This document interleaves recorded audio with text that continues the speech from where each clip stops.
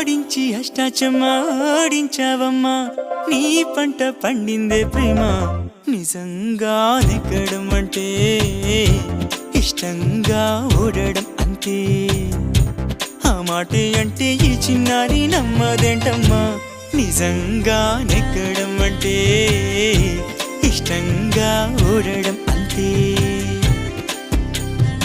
ఆడించి అష్టాచమ్మా ఆడించావమ్మా నీ పంట పండిందే ప్రేమ నిజంగా నెగ్గడం అంటే ఇష్టంగా ఓడడం అంతే ఆ మాటే అంటే ఈ చిన్నారి నమ్మదేంటమ్మా